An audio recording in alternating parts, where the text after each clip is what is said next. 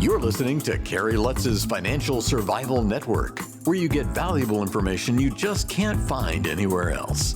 To thrive in today's trying times, you need the Financial Survival Network, now more than ever. Go to financialsurvivalnetwork.com and get your free newsletter and gift. Financial Survival Network, now more than ever. And welcome. You are listening to watching the Financial Survival Network. I'm Kerry Lutz, your host. Well, metals prices getting slammed today. Gold, silver down. Looked like they were heading gold towards 2,000. Now it's retreating a bit, but it has had a strong move. Silver is really the story because it was down in the 17s, hit 24 in the 24s. But it's been holding very steady at that $23.50 range, at least until today. Now it's down around $22.75, and this is February 3rd. Well, let's find out from the expert, Andy Schectman, milesfranklin.com, what is going on with these markets here. Andy, welcome back. It's been a while. What's happening at Miles Franklin here? You know, it's been a crazy ride, to say the least. And yeah, the volatility that we're seeing today, it's so short-sighted. You know, the payroll numbers come out and they slam it. It's overt. It reeks of desperation, and it is the antithesis of the demand that we're seeing, whether it be on the retail side of things or all the way up the food chain to the massive deliveries coming off of Colmex, backdooring out of the ETFs. And heck, the LME just told us that if the deliveries continue the way they did in 2022, the London Metals Exchange will be out of silver in 2023. It's a 140-year-old exchange who's telling you that the supplies are that tight. So I think the real issue is that gold and silver speak to the fragility of the system. And gold and silver are not commodities, as some would like you to believe. Gold and silver are the barometer for the health of the dollar and the U.S. economy. And I think it says a lot about their desperation when they put out their numbers that are massaged, to say the least, by the Bureau of Labor Statistics, and have to hammer gold and silver to make their point. It's short term. I don't think it means anything whatsoever. And again, you know, look at silver, a 200 million ounce shortfall in 2022 between supply and demand, an increase in the uses for silver in green and industrial applications, and yet it gets hammered in this way is not only short-sighted, but it is also a contrived, manipulative market that at some point will break free based upon supply-demand fundamentals. And while these types of drive-by shootings are aggravating and annoying, they're done for effect as much as anything, and to rattle and to create a perception of reality that makes people look the other way. And at the same time, the biggest money in the world is scooping up physical possession of metal at record levels at subsidized prices. So while it's annoying, it doesn't derail me whatsoever, Kerry. And let's not forget, central bank buying is at near all-time highs.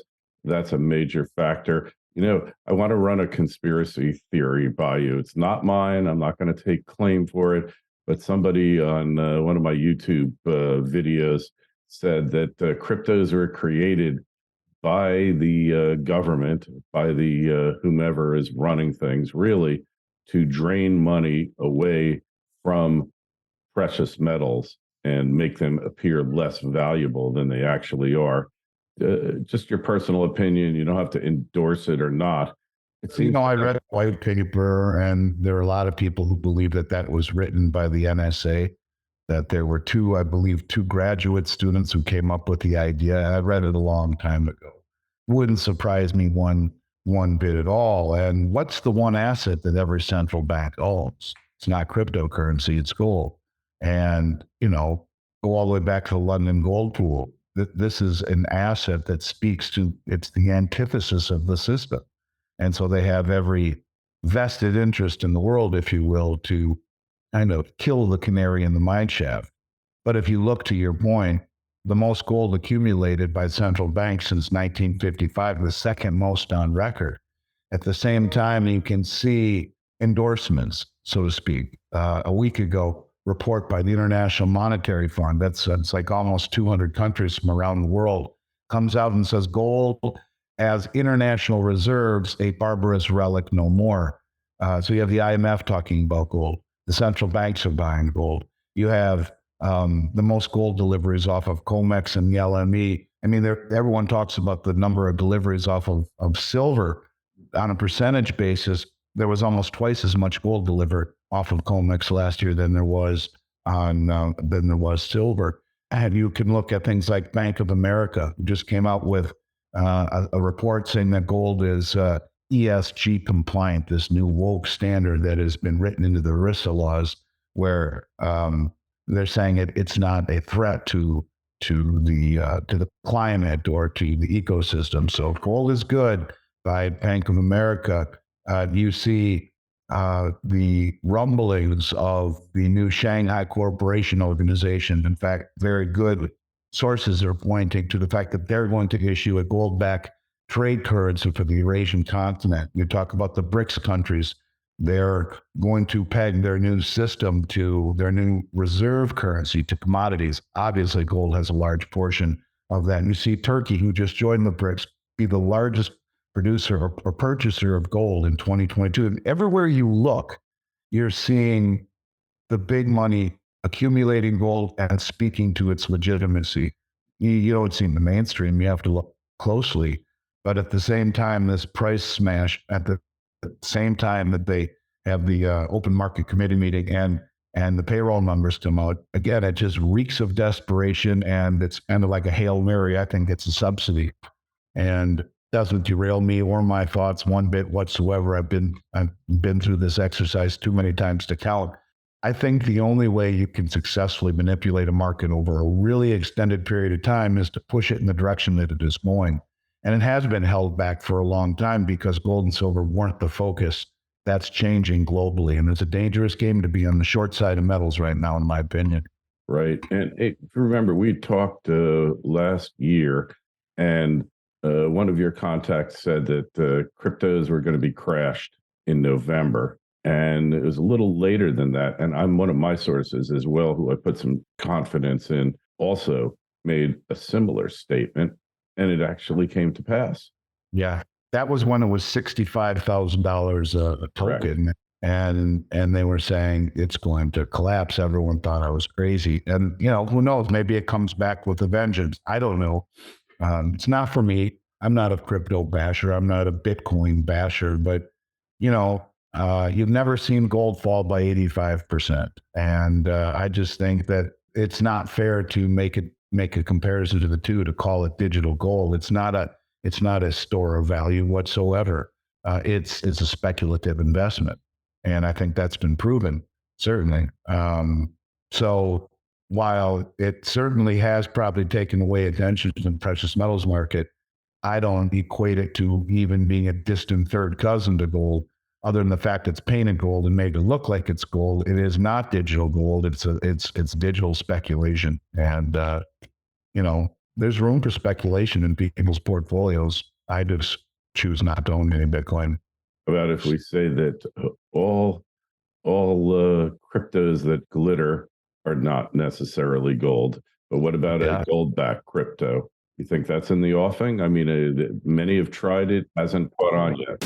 Don't just survive, thrive. The Financial Survival Network. Goldterra Resource Corp is a gold exploration company that has assembled a highly prospective district-scale land position on the doorstep of the city of Yellowknife in Canada's Northwest Territories. Goldterra is currently focused on expanding and delineating gold resources at the company's Yellowknife City Gold Project, with a goal of discovering over 5 million ounces. With ready access to infrastructure and multiple high-grade gold discoveries, Goldterra is on track to re-establishing Yellowknife as one of the premier gold mining districts in Canada. Goldterra trades as YGT in Toronto and YGTFF on the OTC. For more information, go to goldterracorp.com. That's goldterracorp.com. This is the Financial Survival Network, the information you need to thrive now more than ever. Yeah, I think it is. I mean, we're involved in something called the TradeWinds Bulk Chain Program, and that's now defunct. But My bigger question with that would be who's holding it, who's auditing it. You can have a great distributed ledger, you can have all of the bells and whistles that make it look official, but where is the gold being held? Who's auditing it? Who's shipping it? Who's safeguarding it? Those are the important pieces as well. So yes, it's back to something. Yes, it's the immutability of the data is there, but you can have all the data in the world and the metal can still be stolen. So who's vaulting it? Who's validating it? And I think that's really the biggest issue regarding gold stable. Can you take possession for it? Then, I think convertible currencies invert, whether it be a gold-backed U.S. dollar, Charles de Gaulle proved that from France, or what if it's a gold-backed crypto? I think you'll see that it will be bled down. People will take possession of the gold if that is something you're allowed to do. And then again, who's holding it? In what form? How do they ship it? There's a lot of questions that would need to be answered. But in theory, yeah, I could see that having utility. All right. So your call for 2023, where do you think we'll wind up with gold and silver by the end of the year? I mean, I'm asking you to put. I think that we're going to, independent of my feelings on petrodollar or the BRICS nations and all of the stuff that I've been talking about, if you just look at the if you look at the speed in which they've raised rates, and even though their raising of rates hasn't done, it's been pussyfooting at best, if you ask me, because if they're really trying to conquer inflation, they would have first risen the rates above the level of the CPI, which is a lie in and of itself, and then they would have brought up the reserve requirements with the banks. But even still, the rate at which they've gone up is record. You don't see this. In fact, if you look at previous rate hikings, they're more of a 45-degree angle, and this is more almost straight up and down. Parabolic. And so I think, by spring, because there's a lag time of 90 to 120 days before that filters its way through the system. And I think by spring, by early summer, you will really start to see the effects of these rate hikes in relation to the cost of money, the ability for corporations to no longer repurchase their shares as easily. There's a lot of things, maintaining and servicing existing debt that's variable. There are a lot of things that I think will filter its way through the system and put strain on traditional assets by the second and into the third quarter, which should, I think, open people's eyes even more to alternatives. And there are very few alternatives right now, in particular, coming from a world where asset prices have been blown sky high over the last few years, all but precious metals. Not only is it an alternative that is fair value, but it's an alternative that has been front-run by the biggest money in the world over the last 2 years, taking possession using price suppression as cover. I think there will come an awakening by the mainstream when their portfolios have another cratering. There's this hope of a soft landing. I don't think it will happen. And when you talk about 2022, where you had the S&P down over 20% and the 10-year Treasury, worst year ever, down 16%, another year of this will start to open up people's eyes to alternatives, the mainstream. Because look, the people you and I talk to, Kerry, represent but 0.5% of all of the assets in the United States. And from Joe Sixpack to the Harvard Endowment Fund, precious metals represent less than 0.5% allocation. And if that changes to just 5%, that's a tenfold increase in demand. I think we're not too far away from something like that if we continue to see what I believe is coming down the pipe. All right. Higher than I put it to you that way. All right. I'm inclined to agree with you. I think it'll happen. It's just a question of when, and nobody can really predict that with any accuracy because the whole system's built upon confidence. That's the one thing. Gold has nothing to do with confidence. Yeah, it's market gyrations, whatever market price, up, down, that's chipping away. But the true confidence in the metal is always going to be there. Hey, Andy, we got to wrap up, but I wanted to kind of touch base with you because we hadn't done it yet for the year. I do, and it's always good to see you. And just one last point in relation to confidence. In a world of counterparty risk that seems to be accentuated, where valuation is based upon the counterparty's ability to perform, gold and silver are the only assets that don't have counterparty liability. They are not someone else's liability is what they are. And they represent pure wealth free from that type of counterparty risk. So I appreciate being here, Kerry. It's always good to see you. Always happy to come back on. And if people want any information on metals, have them send us an email at info@Franklin. Mention the Financial Survival Network. We'll make sure your listeners get the best price in the country and personal attention. And let's circle back and do it again. It's always nice to see you. All right, we'll talk to you in about 6 weeks or so. Hey, I just want to add my 2 cents to that Miles Franklin's the only place where I get metal from. Haven't bought any lately. I probably should. And we'll see how this little downturn hits. But it's the only one that I subscribe to, the only people that I really trust. We used to say once upon a time, when you buy, they ship. I think that's going to come into play again. There's a lot of game playing out there in the industry, and you are the only ones that are actually bonded and licensed by the state of Minnesota. Every other company dropped them like a hot potato. So that in itself should tell you something, because the state of the politics in that state, if there was one glimmer that you weren't doing what you were supposed to do, they would come and shut you down in a nanosecond.